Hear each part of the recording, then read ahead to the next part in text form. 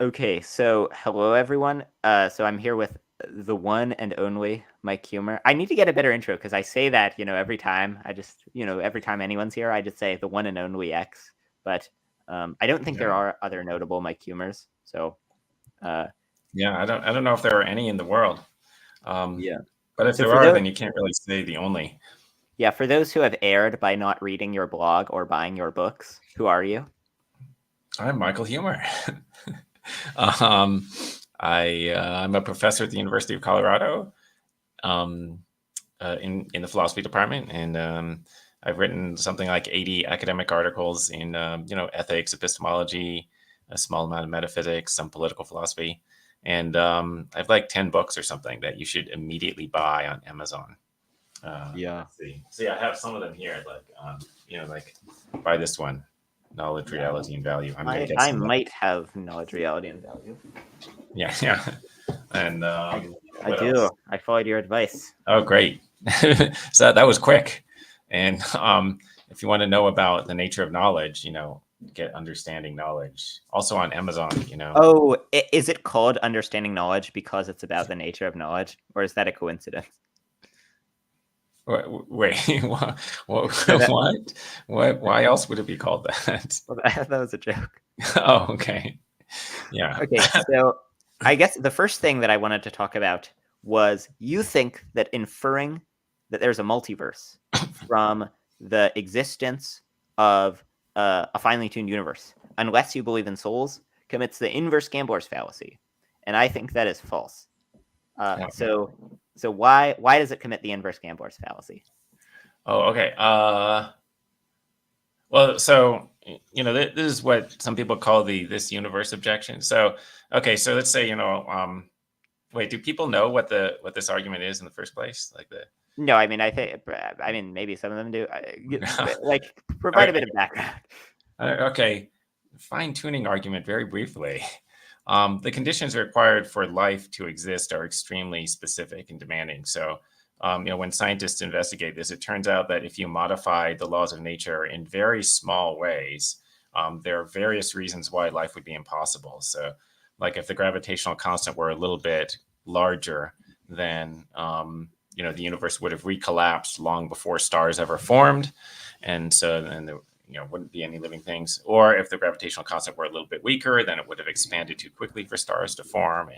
And there's just a series of things that are like that, other aspects of the laws of nature. Okay, so it's weird that life exists. It appears like it's really improbable. And then one hypothesis is, oh, well, maybe there's an intelligent designer of the universe who made the laws of nature be this way because it wanted there to be life. And then another hypothesis is there's a multiverse. And so there are many universes, and the laws of nature differ in the different universes. And so maybe there are universes with different gravitational constants with all different values. And so just by chance, there's going to be one with the narrow range of values necessary for life to exist. And of course, all observers find themselves in those universes, and they look around and they go, wow, weird that the laws of nature are this way. But it's not weird. There are laws of nature that are every way. It's just that you don't see the ones, where they don't permit life to exist. Okay, and so, why would we believe in the multiverse? And like the thought is, well, maybe the fact that life exists is evidence for the multiverse. Okay, and now the objection to the multiverse theory as an explanation is the so-called this universe objection. So here's an analogy. So you flip a coin, and let's say it comes up heads 10 times in a row, and you go, "Wow, that's really unlikely. What could explain this?" And suppose I say, "Oh, that just shows that there's probably a lot of other coins that are getting flipped." So probably like 1,000 other people somewhere are flipping coins, and I think maybe the next room over there somebody's flipping a coin, and so just by chance there happened to be one where it came up heads 10 times in a row. Okay, and now what's the mistake here? So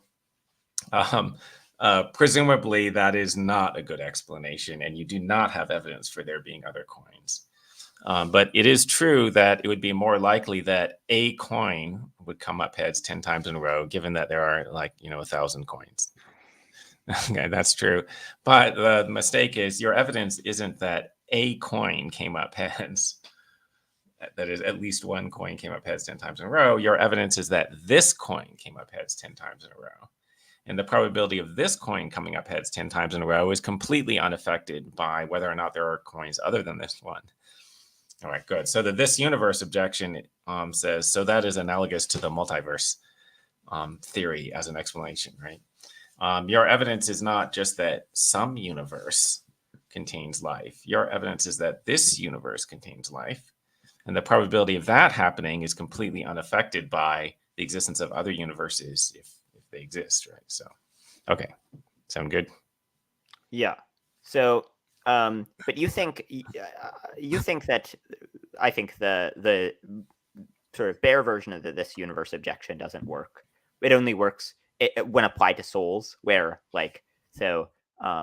because there's it's true that upon finding out that you get 10 coin flips, you don't get evidence that a lot of coins were flipped, but you do if there's a selection effect. So imagine if you're outside the room and you'll only be brought into the room if 10 coin flips are flipped. Or sorry, 10 coin flips are flipped and they all come up heads.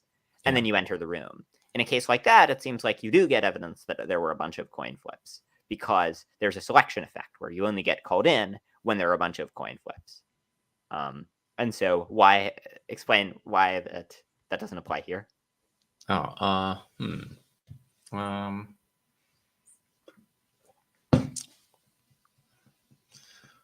So let's see. I mean, so the thought is, when you get called into the room, you got the evidence that you got called into the room, which is the evidence that some coin came up heads 10 times in a row. So then, you can conditionalize on that and then conclude that there were probably many coins, right? Now, you might think, like what if after you get called into the room, they tell you which coin came up heads 10 times in a row? You might think that, okay, but now, as of now, my evidence is that this coin came up heads 10 times in a row. I guess, this might be a weird sounding suggestion, but my suggestion is actually your evidence wouldn't ever really be that this coin came up heads. So even though the example presupposes that you had that, what actually happens is, like whatever coin comes up heads 10 times in a row, they're going to show that to you and say this coin came up heads 10 times in a row. Okay, but if any coin had come up heads 10 times in a row, they would have shown you that one and said this coin came up heads 10 times in a row, and you would have, assuming that the coins look the same, you would have had the same evidence. Yeah. So, I mean, maybe we could imagine like the coins look different or something. You don't know how. Like each of the coins look somewhat different, but you don't know how. You don't know which one's which. The way I think you should think about this is, you think the most specific evidence is that this particular coin came up heads 10 times, but then what you do is you're not sure which coin this particular one is, right? So there. This one. well, but there are right? So you know that it's this one, but you don't know. I forget that you don't know the like in terms of like the self-locating fact that it's this one, but you don't know. You might not know which coin is this one, like in Lewis's two gods case, where you might have two gods who they know all the third-party facts about the universe, but they don't know which of the two gods they are. Well, so I think in this case, what happens is you're not actually sure which of the possible coin flips this is, but because you're much more likely to be called, because it's very unlikely that you would be called in on one of the early flips. You have very strong evidence that whichever coin flip this one is one of the late coin flips that only would get flipped after a bunch of other coin flips. And so as a result, you get very strong evidence that the coin was flipped a lot of times. Wait. So now I feel confused about what the scenario is. Like, are there many coins in the room? Did you know that to begin with, or? Is it Or one sorry, coin that gets flipped many times? yeah. Let's say the coin gets flipped many times, and then only if it gets heads 10 times in a row, you get called in. So the Oh, the okay. idea is that sorry, I was talking about which you're not sure which coin it is. Really, I should have said you're not sure which iteration of the coin it is. But it's very unlikely that this would be the first iteration. Like it's very unlikely that that So a theory on which the coin only gets flipped 10 times, that's very unlikely, because the odds are 1 and 2 to the 10th that it would get heads every time, and so you get evidence that it's one of the later coin flips, probably, oh, or that okay, yeah. right. So you take like the expected number of coin flips that there would be before you're called into the room, and then you split your credence across that, and then when you do that, uh, I think you end up getting an update in favor of the view in which there are more coin Oh, flips. oh, okay. So yeah, so you think they were probably flipping it for a while before they got 10 heads in a row. Right. Um, I was just thinking about whether that's analogous to our situation, right? Because it's supposed to be different universes. I mean, right? So, like, seemingly closer analogy would be to say, oh, so probably this universe went through many cycles before, and Well, and maybe it has differing parameter values in okay. different Yeah. regions. So I mean, here's maybe a more apt analogy. Imagine there's a casino of some size. You don't know how big it is, and you get called into the casino if they get a royal flush. You get called into the room where they get a royal flush. You get called into some room. Do you get evidence that that that the casino's big? Answer: yes. Yeah. Yeah. Um, Yeah. Good. Sounds good. So, I mean, I'm thinking my views about reference and basic evidence are relevant, right? So, um, I think that the basic evidence that you get is always something about yourself and about the present time. But I don't think that your basic evidence contains a reference to any specific other individuals. So that like the proposition that accurately describes the basic evidence that you have, it has it has two specific individuals in it, you and the present time. It doesn't have any other individuals.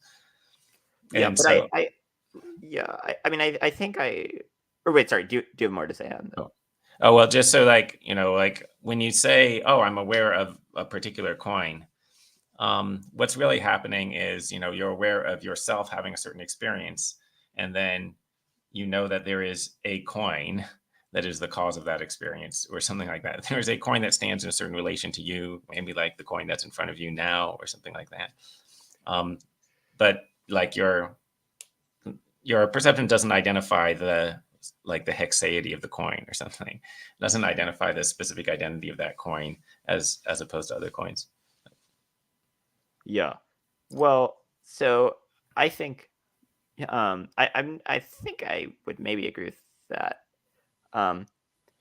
But so you'll have a perception of, well, maybe I don't, because I think you can like uh like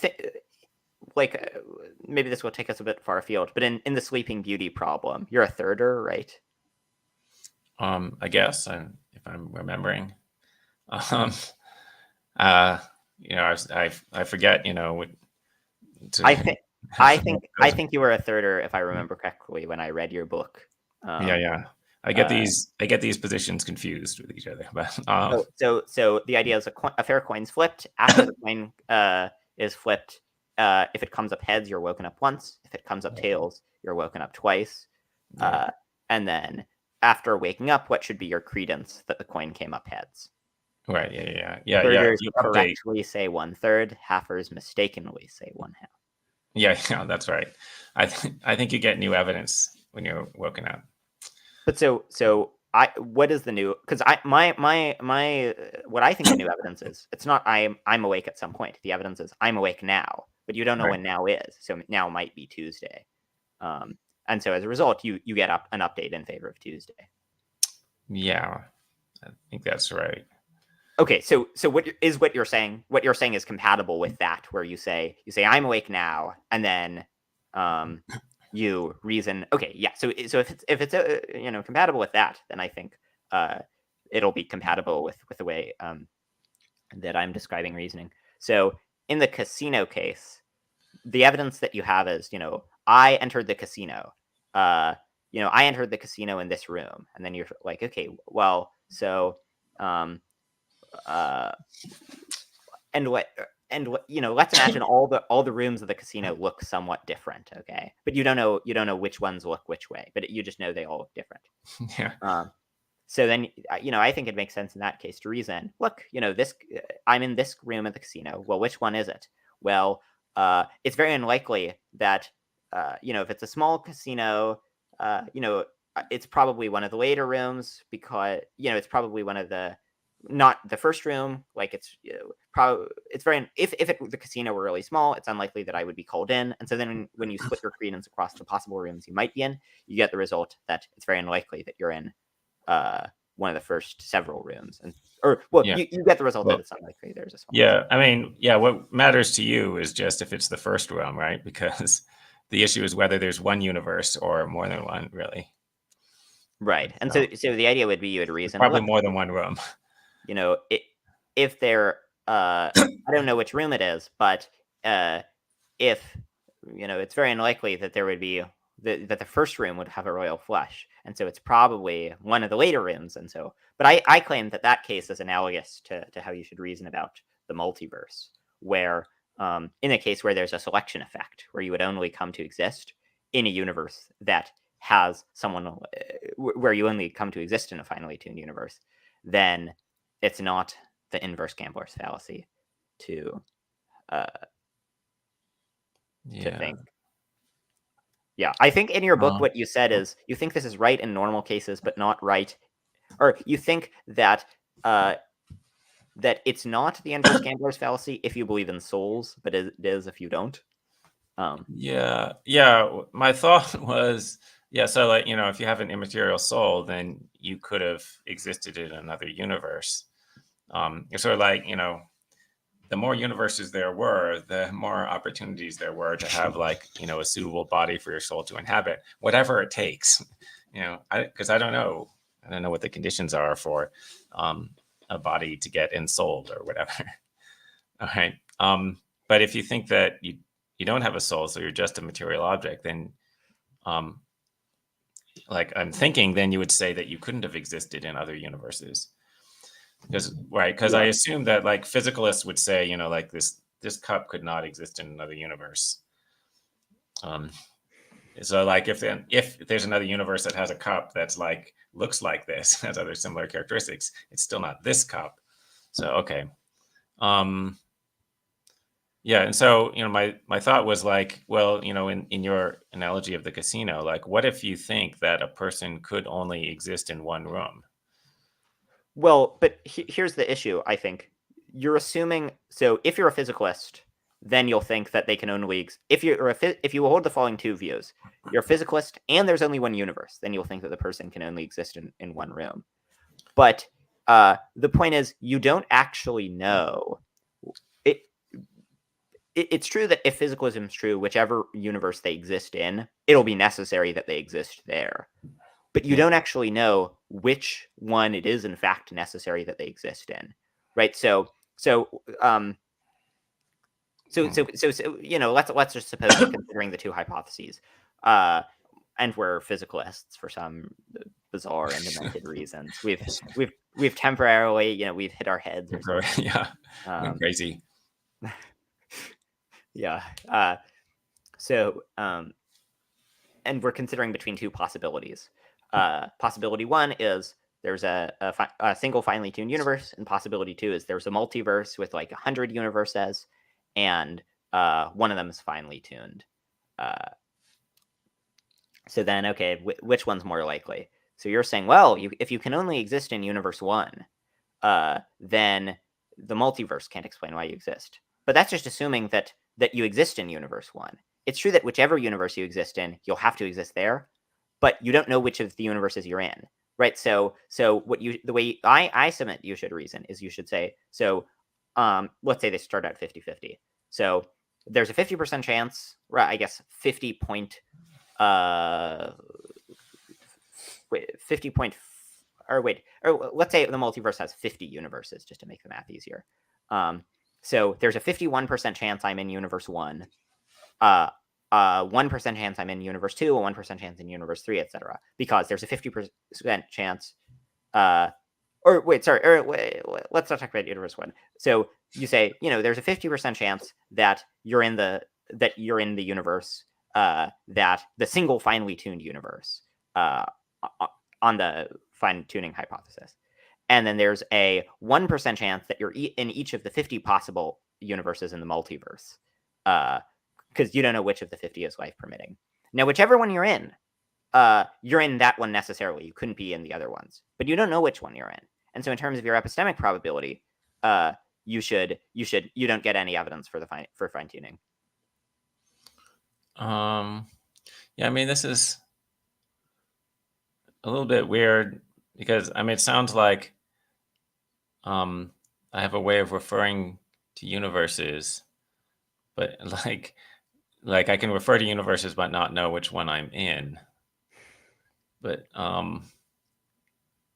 well, okay, we don't have to label the universes. The point is, there's a 50% chance you're in one of the universes in the multiverse, and a 50% chance you're in the single finely tuned universe. It's true that if you're in the single finely tuned universe, then you couldn't have existed in the single multiverse universe.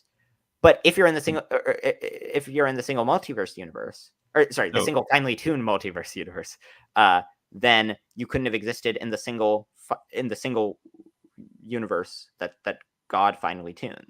Wait, no. Well, so no, I was thinking like there's this universe. I was thinking this universe exists in both hypotheses. There's a universe that is common to both hypotheses, which is this one. And then one hypothesis also has a whole bunch of other universes. And then, right, and the other one that only has this one. Right. And so then, yeah, and you know that you exist in this one. And so like the one hypothesis is yeah, you're like, yeah, you got lucky and this one had the right laws of nature. Right. And then the other one is, well, yeah, there was one just like this with the right laws of nature. And then also there's a whole bunch of other ones. Right. And then my thought is like, that looks like that doesn't explain anything. Right. I mean, so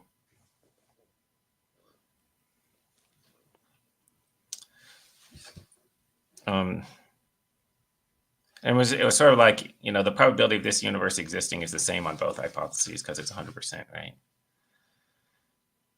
I think that's right. Okay, sure. Yeah, we can say that both hypotheses predict that this universe would exist. But you say that, well, if I'm in this universe, and the multiverse is true, then the single universe couldn't have been true, if we're physicalists. If we're in this universe and the multiverse is true, then I couldn't have come to exist in this universe, in the single universe, because that would just be like a different arrangement of reality, and I couldn't come to exist in a different arrangement of reality. Oh, okay. So I didn't think that would be their view. Like, I thought why was I saying that you couldn't exist in another universe? Right. Basically because on the physicalist view, you are just a physical object. And then, so I was thinking like I don't know, maybe the matter that you're made of is essential to you, or at least there's got to be, maybe you can change out little bits of matter, but it's got to be sort of gradual and continuous. Okay. But there can't be a thing that is made of completely different matter and has a completely different origin and is still you. And it is not spatio-temporally continuous with you or anything. Okay. So yeah, so like that's a thought about why you couldn't be in another universe. But suppose the multiverse is true and you exist in one of the 50 universes. I was thinking the physicalist would say if there had been only one universe, as long as it was this one, you would have still existed. Right. Okay, so is your view that So suppose I exist in this one and there's a single universe. Should the physicalist think that if there's a multiverse, then I could have existed? If there's a multiverse where there was this universe and 49 other universes, could I still have existed here? Yeah. So my thought is they would say you would have existed in the one universe that was this one. Okay. Well, if they say that, then I don't understand what the challenge is supposed to be for the physicalist. Well, there are a lot of challenges for the physicalist. Yeah.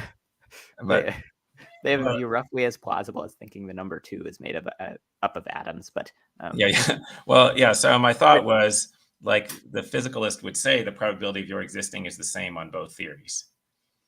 So whatever is the probability of your coming into existence given a universe roughly like this, that would be your probability of existing in both theories. Right, which is fairly small, but not ridiculously small, right? It's not like one in a Googleplex or something. And so then, I was thinking they would think the multiverse theory doesn't give you any advantage, just gives you the same probability.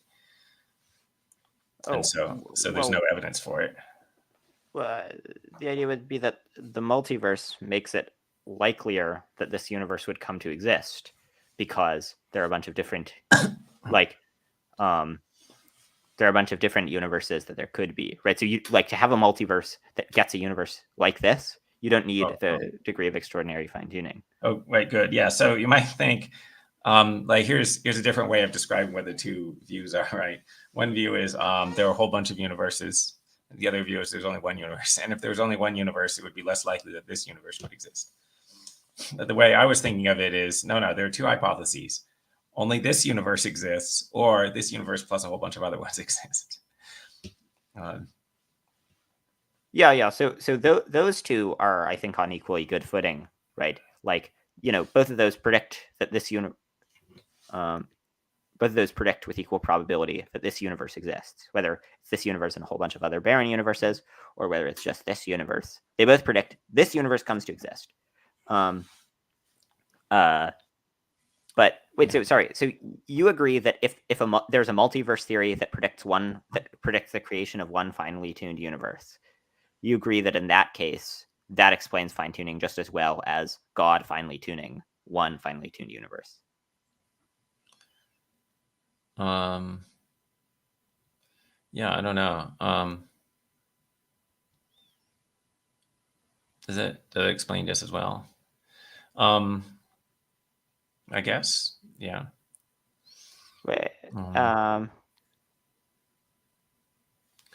I mean, then it kind of then it sort of seems like you don't think that's the inverse gambler's fallacy, where it's like, but yeah, but I mean, your evidence isn't that there is a finely tuned universe.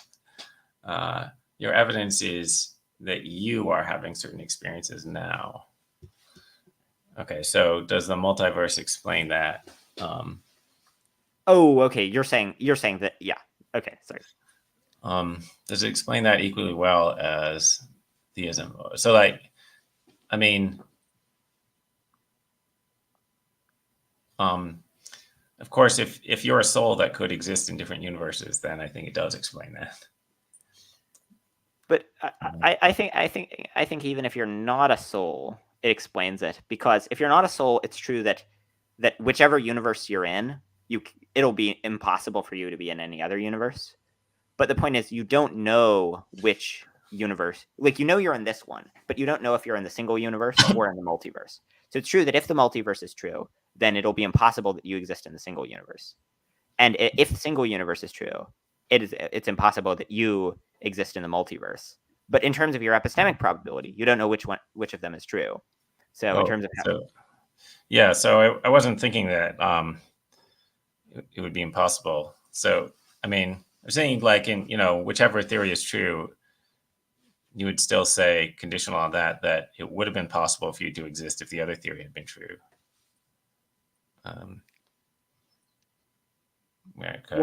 Well, if you're a soul, then it would be possible. But if you're a physicalist, then it would be impossible. Well, no, because this matter could have existed if there was a multiverse, this matter could. So I assume there's only one universe. Okay, but I would still say, but if there were a whole bunch of other universes, that wouldn't do anything to this one. So then I could still have existed in the multiverse, right? This matter would still have come into this arrangement, right? And so then that would still have been me, right? But it's just that the stuff happening in the other universes, it just wouldn't have anything to do with that, right? So it wouldn't stop me from existing, but it wouldn't make me more likely to exist either, right? Yeah. Well, I mean, wait. Okay. Yeah, So, yeah. so This whole thing does is confusing. Yeah. yeah. So does the theory that there is a single universe, does that explain a single finely tuned universe? It does the theory that there's a multiverse and that happens to give rise to one finely tuned universe. Does that explain your existence in particular just as well as the theory that there's a single finely tuned universe? Wait. Oh, wait, sorry, I got confused during that. So say that again. So two theories. The first theory is there's a multiverse, so a bunch of different universes, and one of them happens to be finely tuned because there are just enough universes. The other theory is that God finely tunes one universe. Do those two explain your existence equally well? Yeah, and so now we're assuming that I'm just a material object. Yeah. Assume per impossible that you're a material object. Yeah, let's see. So I guess I was thinking that you could separate the existence from this universe from its being finely tuned in the sense of having the right parameter values and the laws of nature. I'm not sure if that's true, but anyway, let's say, like the laws of nature had to be a certain way in order for these specific particles to be able to come together into this configuration, right? Or like at least in order for that not to be ridiculously improbable, right? So then theism is supposed to, or intelligent design with a single universe is supposed to explain, well, like how the parameters got that way or something. Then you're like, okay, so is that better explained by, well, yeah, my thought is that like this particular universe had to have the parameter values that it has. So if you'd been in the multiverse, it wouldn't have been more likely that this particular universe would have had those parameter values. Right. So the multiverse doesn't explain that, right? Because like you need something that sets the parameter values in a particular universe, not just like you're throwing out a whole bunch of universes. Do you see what I mean? Yeah, well, my thought is that if there's a selection effect, then like you're like what this universe is, you don't know anything about it other than that it's the universe that happens to contain observers, or that happens to contain you. And so all you need is the right facts about you just need for their, like, if there are two theories that both predict a universe that contains you, then those theories do equally well. Or well, yeah. Well, at least, Yeah. or have equal probability of predicting your existence. Yeah. Equally well, because Well, so so suppose that there's a particular bunch of stuff that has to come into a particular arrangement. Now, this is probably not a good theory of persons, and this probably isn't the best version of physicalism. But anyway, let's just say, their theory is that a person there's a pretty specific arrangement of particular particles to have a person. Okay, and those particular particles are world bound. So okay, and then the arrangement is like a super improbable arrangement. So you're like, okay, we need an explanation for why this super improbable thing happened. And then the multiverse person is like, oh yeah, there's a whole bunch of universes. Okay, and then the single universe person is like, well, I just think that there's the one that's required for you to exist. There's the one that has the particular particles that have to be in that arrangement to be you. And there aren't any of the other ones. Right. And then you go, okay, so it's not more likely that these particles in this universe would get in this arrangement. Okay, I feel like I'm sort of repeating myself, and I don't know if we're making progress there. Yeah. Well, so the idea is like, okay, maybe it's the odds that some particles in some universe get arrange U as higher if there's a multiverse, but it doesn't raise the odds of these particles in this universe. Right. Now, I think that's partially right. So I adopt the self-indication assumption, as you know, where it's the view that given that you exist, you should think there are more people with your current experiences that exist. And so I think that that if let's say there are two theories, and one of them predicts the existence of more people. Let's imagine that there are 10 auditoriums, and one theory is that a coin's flipped. If the coin comes up heads,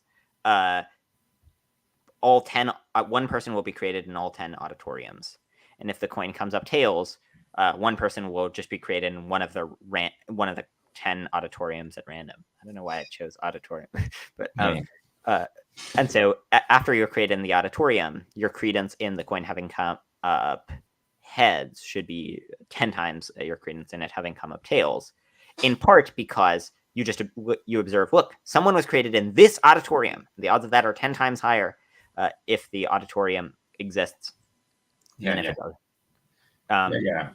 Right. So that sounds right. Yeah.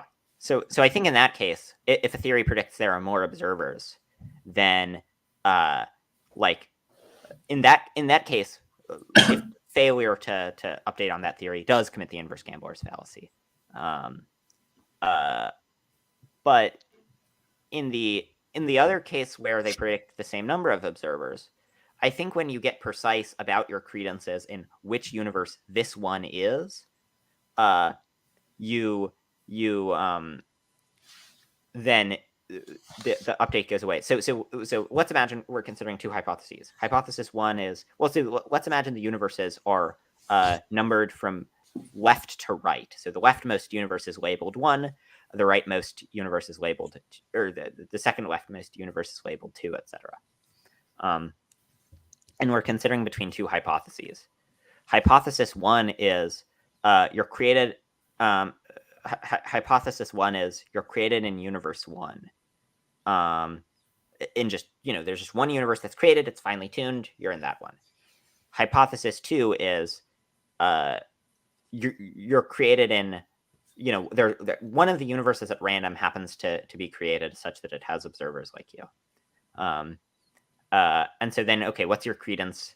Let's say if the coin comes up heads, just the one universe is created. If the coin comes up tails, the two universes are created, one of which is finely tuned. And sorry, if it comes up heads, one finely tuned universe is made. If it comes up tails, two universes are made, and one of them at random is finely tuned. So I think when you're precise about which universe you're in, you don't get the update because your credence should be split 3 ways. You should have a 50% credence that you're in universe 1 and the coin came up heads, 25% credence that you're in universe 1 and the coin came up tails, and a 25% credence that you're in universe 2 and the coin came up tails. But you don't actually know, and so you don't actually, and so then when you just update on, okay, you don't know which of those you're in, you don't actually get an update. So when you're precise about your uncertainty about which universe you're in, when we keep in mind that the number of observers are the same across theories, then you don't actually get an update. Yeah, so that sounds right too. Well, that I think that's exactly like the multiverse, where it's like, it's just smaller numbers. It's like one theory is that there's one finely tuned universe, and the other theory is that there are some number of universes, and one of them happens to be finely tuned at random because there are just so many that by chance one of them is finely tuned. Yeah. So, I mean, I was, initially thinking, well, in the hypothesis that there's only one universe, we shouldn't stipulate that it would be finely tuned because it's supposed to be still improbable that it was finely tuned. Okay, but also then, it seemed like the idea is the one finely tuned universe, that's analogous to the design hypothesis. Okay, yeah. But so it seemed like you're sort of like in that example, you're sort of assuming that the person could exist in either universe, right? You're not assuming that they could exist in like a metaphysical sense in either universe. You're assuming that based on their epistemic probability, they could exist in any of the universes. So Yeah. so if the person is, if the coin came up tails and they're in universe 2, then it's metaphysically impossible for them to exist in universe 1. But nonetheless, they don't know which universe this one is. And so as a result, they like the epistemic probability is the same, whatever the metaphysical probability is. Right. Oh, okay. So, I mean, suppose at the beginning that you were told, universe 1 and universe 2, one of them is the only one that you could exist in, but I'm not going to tell you which one. Okay. And then a random one of them is going to be finely tuned, right? In the tail scenario. So, right. So it might be that the one that gets finely tuned is the one that you couldn't exist in. Okay. So then I think you should update, right? Well, but I don't think the one that's finally, I don't think the relevant analogy is that the one that is that a random universe is like you're not randomly selected across universes. You're randomly like your epistemic probability should be randomly set according to the probability of observers existing across universes. So if you say, there are some number, each of these universes has some probability of existing and containing observers, and then whichever one you're in, that's the only one you could be in. Well, that doesn't affect the epistemic probability. Oh wait, so are we disagreeing about this? I was thinking it could be that you could only have existed in a universe, like there could be a universe that would be the only one that you could exist in, but it could not be finely tuned. So then there would. Oh wait, okay, no, yeah, sorry, I think you're right. No, I was, yeah, I think so. So okay, so you think that could be right? Like so, like on the physicalist view, which the physicalism couldn't be true, but anyway, if it were true, then it could be that there was a universe that doesn't have any life, and it was the only one that you could have been in. So then, you're screwed.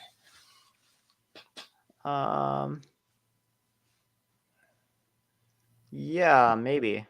So then my thought is like, oh yeah, so the multiverse doesn't help you because there are many universes, but like there's just going to be one that's the only one that you could live in, and then you just have the bad luck that one isn't finely tuned. Oh well.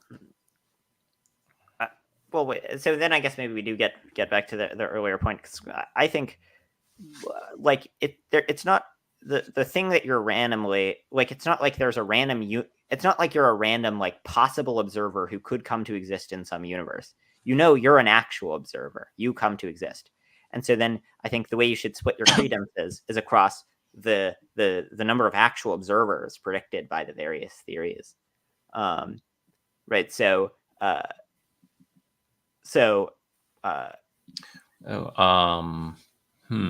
mean, I'm thinking you have to sort of like pretend, in order to like do the updating, you have to sort of pretend that you didn't know you existed, even though that it seems like that's an impossible epistemic position, but still pretend that you didn't know you existed.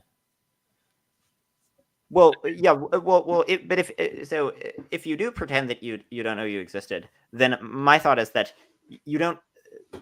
If you like, you can build that into the scenario, but it's just going to add a bunch of extra relevant information. Where it's like, if you're going to say you don't know that you existed, you don't know any of that, then you're also going to have to have in the priors be all of the universes, all the people you might be across universes that don't come to exist on like from the possible universes that are non-actual, right? You were suggesting no, you actually just think about yourself as one of the actual observers, as one where you reason as if you're from all the actual universes. You reason as if you're a randomly selected possible observer from the actual universes. But I think you should, if you're gonna be treating it in terms of priors, then you should think about it in terms of the number of possible observers from all the possible universes. Yeah. And well, actually, the view that you should reason is if you're randomly selected from all the possible universes. That's the self-indication assumption, and that view is true. But Okay, yeah. Okay, good. So there's a large number of possible observers, merely, yeah, among the possible universes. And then you might think, oh, okay, so if there's only one universe, then you have to get lucky because there's only one. There are many possible observers, but also physicalism is true. So there's only one of the many possible universes is the one that you could have been in, and so you have to get lucky. If there's only one universe, you have to be lucky that is the one that got created. Yeah. Right, and then there's so you were saying that that's a problem for the multiverse, where you say, what about all those possible observers who could have existed in those uninhabitable universes? And I'm saying there's the exactly parallel problem for the single universe theory, which is one reason why you should think there's an infinitely large multiverse, because there's more observers, and you should think every possible person exists, and therefore that God exists, as we talked about before. Oh, I'm not sure if that's a possible person.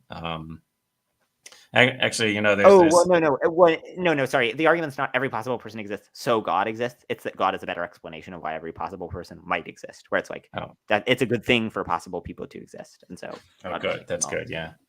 In my debate with Brian Kaplan, when I was making this point, I held up his book, Selfish Reasons to Have More Kids. Yeah, that's good, yeah. So he's going to like that. This reminds me that Timothy Williamson, I guess, has an argument that every being is a necessary being. Everything that exists necessarily. So, you might exist necessarily, but it's not necessary that you be alive. Okay, so you could have existed as a disembodied soul that had no experiences. I don't know if. So I didn't read his book. I just heard. So I don't know if he says the stuff about the souls. I don't know if he believes in souls. Yeah, I think his view is that you exist necessarily in every possible world, but in most of those you only have modal properties. So you only have the property of like possibly existing or something. Yeah. So you don't have the good properties. Yeah. Okay, so let's see. Yeah, so I'm confused about where we are. Okay, so if there are many universes, I don't know, like many universes are actualized, then it would be more likely that the one that happens to be the one that would have to contain you would be actualized. But probability of it being fine-tuned, given that it's actualized, is still really low, right? And then actually, maybe the best theory is design plus multiverse. No, I mean, I think that is the best theory. Yeah. Okay. I mean that, and so that's the plausible version of theism. And design also, if you have a good designer, they would make a multiverse, because multiverses are better. Yeah, because there should be more beings, because life is good, so more life is better. Well, so I mean, maybe the and I think that relative to the design plus multiverse theory, both the design and the multiverse. Well, I guess the multiverse theory relative to design plus multiverse does commit the inverse gambler's fallacy, because the odds, it's like the auditorium case, the odds of this universe. But it's only when if you have the design hypothesis, but you keep the number of observers the same as in the multiverse theory, that you don't get an update when you're precise about which worlds you might be in. Yeah.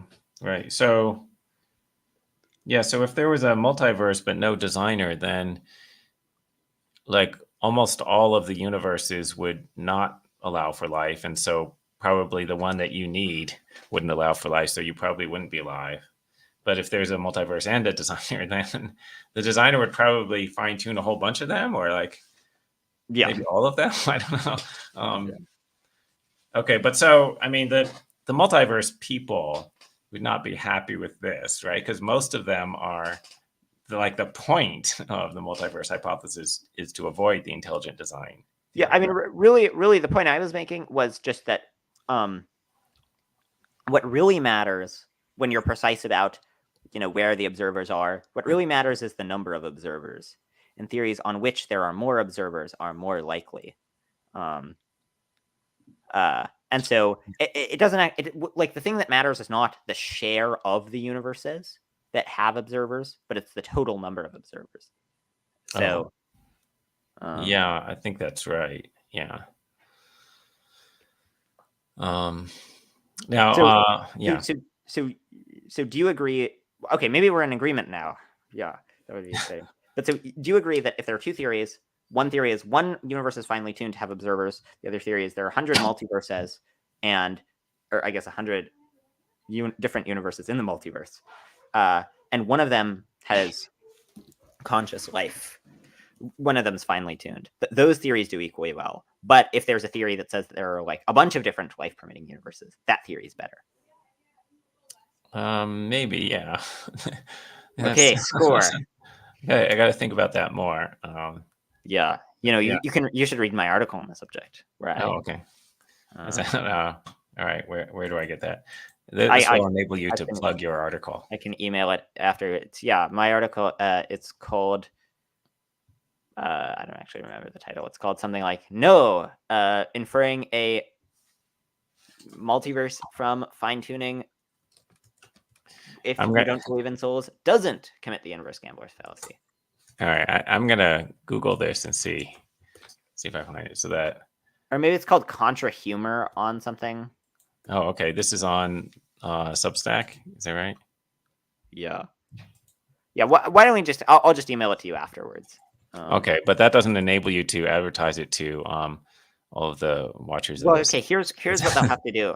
Well, I'll put a link to it in the description. Okay, great. And the other thing is that if people really want it, what they should do is they should just exhaustively dig through all the articles on my blog. Yeah, they should read every one of your posts. Yeah, just one. They wouldn't want to miss it.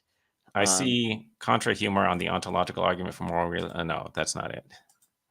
It was a different Contra Huemer. Okay. All right. Well, anyway. Yeah, there are a lot of Contra Huemers. Yeah. Well, I mean, you should pick somebody else to be Contra. Yeah, I mean, the thing is, you're wrong a lot, but you're wrong less than most people. But you're wrong always in interesting and clever ways.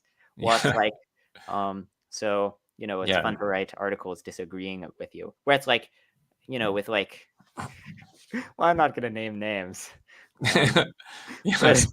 Certain economists. Right. Yeah. This reminds me of like one of the commentators on Kant said that Immanuel Kant's errors are more interesting than most people's correctitudes. So I disagree with the statement about Kant. I don't think that's true. You don't find his errors that interesting? No. Okay. I agree there are a lot of errors, but but they're not that interesting. Yeah. I am with you. I think history of philosophy is massively overrated. Like you just read these guys like Kant and he was okay, but like they just weren't any good. Well, they made a lot of errors. They said a lot of false things and had a lot of bad arguments. You could say that. But they could still. Well, you compare that to someone like the author of Bentham's newsletter. And it's like that guy. He doesn't make any bad arguments. There are very few errors. Yeah, that's true. Or if you read Fake News, I mean that thing's amazing. That's an amazing blog. So, and I mean, another thing I wanted to talk about was speaking of the thing you mentioned recently when you were coming through my blog, the ontological argument for moral realism. So I think I basically agree, as long as you agree that, like, I agree it proves humanism's false, but other than that, it doesn't really prove much. Where it's like really what it proves is this very sort of like, so I had an article about this. Like, there are two kinds of moral realism you might have. Maybe you should explain what the argument is for people. Yeah, Well, I guess well, it takes a so while to explain. Um, I'll try to be brief. I mean, so it started with a thought that you normally, if something would be a reason for performing an action, if P would be a reason for doing A, then if P just might be true, then that's a weaker reason. Like if there's a probability, non-extreme probability of P being true, that's still a reason for doing A, but it's weakened by the degree of probability, right? Okay. So then, the thought is, well, okay, so we're not sure if moral realism is true, but it might be true. And we know some of the things that you should do if it's true, or some of the things you should not do if moral realism is true. Like almost everyone agrees that if moral realism is true, then you should avoid torturing babies for fun, because that would be morally wrong. And so if there's a chance that moral realism is true, then that's a reason. Utilitarians have to add the caveat, depends on how much fun, but Yeah, that's true, right? Yeah. Avoid torturing babies for a small amount of fun. Okay, so everyone seems to agree that that would be one of the obligations if moral realism is true, and it might be Captain true. needs to add the caveat, unless the babies aren't very smart. Yeah, that's right. Yeah, if it's a mentally disabled baby, so torturing smart babies for a small amount of fun. Um, okay, and okay, so there's a chance that moral realism might be true. So there's a chance that it's objectively morally wrong to torture babies. So that gives you a reason to avoid torturing the babies. And what kind of reason is that? It's a moral reason. It's not a prudential reason, right? It's not an epistemic reason. It's not an aesthetic reason. It's a moral reason. It's got to be a moral reason, right? And if you look at the definition of just talk about like what moral reasons are, like categorical, agent neutral reasons for action, or something like that, or categorical non-selfish reasons for action is that kind of reason. So there's at least one moral reason, and looks like it's objectively true that you have that reason. So it looks like there's at least one objective moral fact. Yeah, I mean, so the thing is, I think it's basically right. Like I kind of agree with the basics, but I think what you show, so we need to distinguish between two things: objective moral realism and subjective moral realism, where objective moral realism is the idea that there are, like, you actually have reasons that genuinely do count against certain things. They in fact exist in the world, etc. Well, I guess not really. And then subjective moral realism says that you have, like, given your limited knowledge, you ought to act in certain ways in accordance with reasons. So an example would be, let's imagine utilitarianism is right, which we don't have to do much imagining. We could just consult the moral facts. Then it would still be the case that you have a subjective moral reason not to violate rights in normal circumstances for, like, very small benefit, because it might be seriously wrong. Yeah. But your objective moral reasons are just in accordance with the utilitarian law. Oh, right. Yeah. So maybe utilitarianism is true, but we don't know for sure that it is. So right. We're still going to give some respect to rights. Yeah. Maybe have like a 0.01% credence and people having rights. 0.01 or 0.99, whichever. As long as it's not 1 or 0. Yeah, that's right. So I mean, like in the. Could I just finish elaborating on that? Oh yeah. So the idea is that and so I think your argument successfully proves subjective moral realism, that for actual agents, they ought to act, they have to accord some weight to moral reasons, but it doesn't do anything to prove objective moral realism, because it just proves that you should act, given your uncertainty, as if there are reasons. But then I claim subjective moral realism, it's a slightly interesting thesis, because it proves that, like, humanism's false. It proves that you sometimes have a reason to do things that don't accord with your desires. But it's not a super interesting thesis, where it's like, I'm a moderate deontologist in terms of subjective moral reasons, where I think, like, given my, I should take the fact that something's a rights violation to count as a pro tanto reason not to do it, even though I'm a utilitarian. I, based on subjective reasons, like, you have some subjective reason to torture babies because, like, maybe it's right. You have a very weak like your all things considered subjective reason is massively outweighed, but there's at least a very weak pro tanto subjective reason. And Yeah. so I think you're right, but it's not a very like substantive Oh. thesis. Well, I mean, this is one of the few contexts, there's one of the few conversations in which somebody could say, yeah, it refutes humanism, but so what? That doesn't, that's a trivial point. Like, Well, no, I don't think it's trivial. I think it's an important paper, and I think it's relevant in that it refutes humanism. But I think the kind of moral realism that it proves is like a sort of it's pretty limited. Yeah. So like in the paper, I distinguished first person reasons from third person reasons, which I think you're using the sort of subjective objective terminology, but I did that because there's like so many uses of subjective and objective. And anyway, so yeah, you have a first person reason to avoid baby torture, and it's a moral reason. Yeah, but that doesn't show that you have a third person reason. Yeah. And so, like the way people in the literature explain this is like, let's say you're thirsty and you see this glass full of clear liquid that looks like water. And, I guess you can't smell.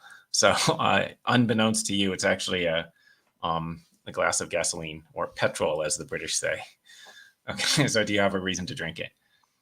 And then, okay, well, from the third person point of view, there's no reason to drink it. But from the first person point of view, there's a reason to drink it. Okay, yeah. All right, so the ontological argument from moral realism shows that there are first person objective moral reasons. Okay, objective in the sense that, well, it doesn't depend upon your attitudes, or like, whatever. It doesn't matter what you want or what you think or feel or whatever. Well, it doesn't show that there's a third person reason. So it could be that like God knows that there's actually no objective moral facts, and then God wouldn't have any reason. Yeah, that's right. But just so people know, like the Humean theory of reasons is the dominant theory, right? Which is that reasons are provided solely by desires. Like you only have a reason for doing something if you have some desire, and you think that it would increase the chances of satisfying that desire, or something like that. So like that's the dominant view in the field. And so like this argument shows that you could have a reason that's not based on your desires, right? Yeah. No, I mean, I agree. But yeah, I'm just saying I think the title should have been an ontological proof of the falsity of humanism, because that's the really interesting thing you've proved. The type of moral realism you prove is sort of I mean, kind of trivial. Don't you think it sounds better? Okay, yeah, sure. No, I mean, yeah, it's yeah. How many people are going to read? Yeah, Ontological refutation of humanism. Yeah. I mean, in terms just purely of accuracy, I think. But yeah, no, I mean, it's let's see. What are other things I should ask you about in the last 8 or so minutes? Well, yeah. But I mean, like the Humean theory of reasons is a large part of the motivation for people being anti-realists about morality. Because looking at the literature, it seems like the most common argument like that anti-realists love is like moral beliefs have to provide a reason for action, and only desires can provide a reason for action. So moral beliefs can't really be beliefs, right? So then, like the expressivists say, so so-called moral judgments are really expressions of emotions or desires or something like that. And you might find that a really bad argument, but that's super popular. Like a lot of people are saying that. Yeah, another argument that they also really like is that they think moral facts are weird. Yeah, that's right. Yeah, so like that doesn't come up so much in the literature, but I think like it's just informally people are thinking that, and they will say that in conversation, but they won't like put that in print. That's weird. Yeah. I don't know what a moral fact is, says Lance Bush. That's right. He doesn't know. Well, I mean, maybe he's a psychopath, so he doesn't understand morality. Well, I don't think. I mean, he's a nice guy, but no, he's probably not a psychopath. But yeah. So one important question. So many people and we were talking about this a little bit before, but prior to going live, but, a lot of people, they have this belief, and you also have this belief that you shouldn't cause others extreme amounts of suffering for the sake of small benefits. Yeah. Now, what do you make of the objection that this is just prone to just obvious counterexamples? Like, this would imply that it's wrong to kill a lot of bugs. Yeah. So, I mean, like in my book about vegetarianism, I think I mentioned this, that there's like a lot of evidence that bugs don't feel pain because like the bug will, like, part of its body is crushed and it just continues whatever it's doing. It just continues eating, continues mating, even though part of it has been smashed. I bet I you mean, to be wouldn't. fair, I think there are there are a lot of males who Yeah. non-insect males who would continue mating. Yeah, fair point. It's like, yeah, no, like, I'm gonna die, but man, I better finish this before I die. Um, okay, so yeah, so they probably don't in fact feel pain, but if they do, then yeah, that's horrible. Like, that we're inflicting pain all the time. And the thing is, like, if you just tried to think psychologically, like, um why would people resist that conclusion? It's like, uh, obviously, people's attitudes would not be sensitive to the moral facts, right? Like, obviously, people have massive biases. So, like, one bias is, oh well, most people find insects disgusting, so, you know, like, of course we don't care about them. Like, and like, there might even be sort of like evolutionary reasons why you might even be like biologically programmed to destroy them, right? But okay. And then but also there's just like this massive status quo bias, and then there's just like this, sort of self-interest bias. So They're really small. How could we have strong moral reasons not to yeah. squish small beings? Yeah. No, but I really, I mean, like, I do think that if, like, shrimp are basically the same as insects except bigger, but it's like, if you were like, most people would be at least a little bit disturbed if every time they drove their car there were just like 100 like dead shrimp, bloody shrimp carcasses on their windowsill. Now maybe they shouldn't be if shrimps aren't conscious, but Yeah. it's like Yeah. it's so obvious that this intuition is not picking up on some feature of moral reality. No, that's right. Like, I think the size makes a big difference. If you're like killing a lot of large animals, I think you'd feel a lot worse about that than you would if you're killing a lot of small ones.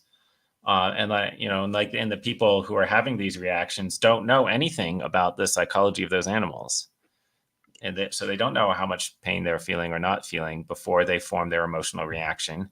And by the way, they also don't know the IQ of those animals. So according to Kaplan, your IQ is crucial, right? Like, there's some IQ threshold at which your pain becomes bad or something. If you're really dumb, then your pain doesn't matter. Okay, but anyway, yeah. When I hear Okay. people make this argument, I think their pain starts to matter a little bit less Yeah. on their own view. Right. That's right. Meat eaters, their pain matters less than vegetarians. Because Only people who make arguments for meat, because then if people are just don't they just eat meat because they don't care about doing the wrong thing, that's not indicative of being dumb. But when they open their mouths to try to justify it, that's when you get evidence that they're paying. That's when then it becomes okay to eat them. Like, Louis C.K. has this bit about how, explaining why he eats meat, because he knows that it's wrong, but he doesn't care. Like, he says, I totally think it's terrible, but that's not important to me. So, okay. But so, like, in ethics, like, a big source of error is what I call the attraction aversion heuristic, which is that you judge the moral status of something by your feelings, emotional, sort of quasi-emotional reactions of you feel attraction or you feel aversion when somebody describes a scenario. Okay, and so you could very easily see how this would lead people to make moral judgments, but you could also see how your emotional reactions of attraction and aversion would be affected by all sorts of biases. And so, Yeah, like as you mentioned, like just the size of the object has a big influence. So if there's something that's like so small that you can easily not even notice it, and then somebody tells you that you smashed like a dozen of them, you're like, okay, whatever.